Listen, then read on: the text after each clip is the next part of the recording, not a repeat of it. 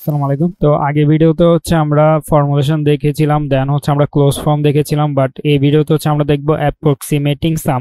তো এটা মানে কি? এটা মানে হচ্ছে যখনই হচ্ছে আমাদের যে নাম্বার, অর্থাৎ আমাদের ক্যালকুলেশনের জন্য যে নাম্বারটা দিবে সেটা যদি অনেক বড় হয়, দেন হচ্ছে সেটা যদি কোনো সিম্পল ক্লোজ ফর্ম না থাকে, তখন হচ্ছে আমরা এই অ্যাপ্রক্সিমেটিং সামটা ইউজ করব, যেখানের মধ্যে আমরা হচ্ছে একটা এক্সাক্ট ভ্যালু পাবো না, বাট এক্সাক্ট ভ্যালু কাছাকাছি যে ভ্যালুটা পাবো সেটা হচ্ছে আমাদের অ্যাপ্রক্সিমেশন ভ্যালু বলা হয়। তো আমাদের হচ্ছে যদি এখানে দেখি যে আমরা শুরু দিকে যেটা হচ্ছে ফর্মুলেটিং এর জন্য বের করেছিলাম, সেখানের মধ্যে হচ্ছে আমাদের ছিল summation of I equal to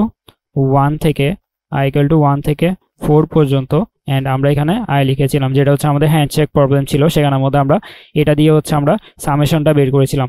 but এখন যদি আমাদেরকে বলে যে এখানের মধ্যে আমাদের এই ভ্যালুটা 100 না, অথবা এখানে হচ্ছে 1000, তাহলে 1000 যদি দেয় তাহলে হচ্ছে আমরা এখানে কি 1+2+ এভাবে হচ্ছে আমরা যেতে যেতে আমাদের হচ্ছে 1000 পর্যন্ত এখানে সাম বের করা লাগবে।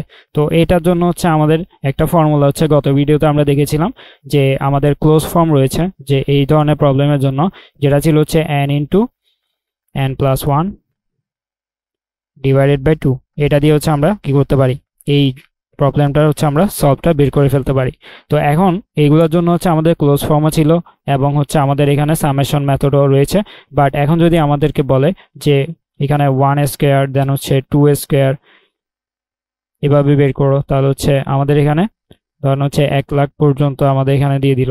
তো এখন হচ্ছে 1 লাখ পর্যন্ত আমাদের হচ্ছে এখানে কি করতে হবে, এখানে হচ্ছে যে আমাদেরকে বের করা লাগবে।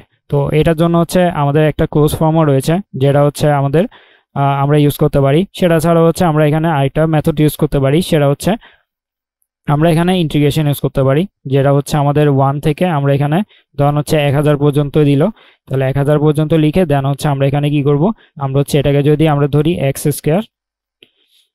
dx,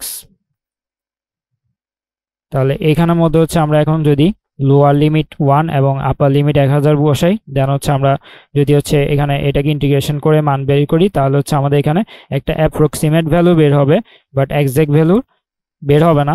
তো এক্সাক্ট ভ্যালুর কাছাকাছি যে ভ্যালুটা আমরা পাবো সেটাই হচ্ছে আমরা বলতে পারি যে আমাদের অ্যাপ্রক্সিমেটিং সাম।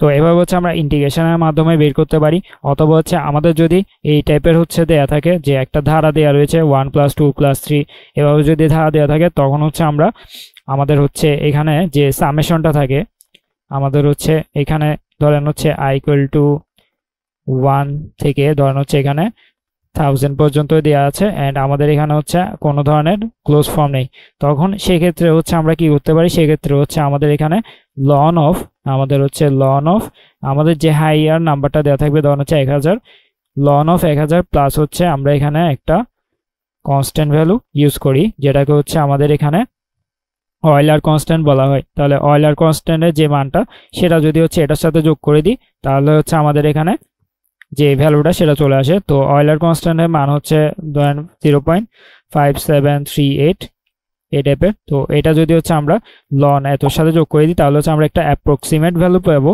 তো ওই অ্যাপ্রক্সিমেট ভ্যালুটা হচ্ছে আমাদের এক্সাক্ট ভ্যালুর কাছাকাছি চলে যাবে। তো এভাবে হচ্ছে আমরা অ্যাপ্রক্সিমেটিং সামটা বের করতে ফেলতে পারি।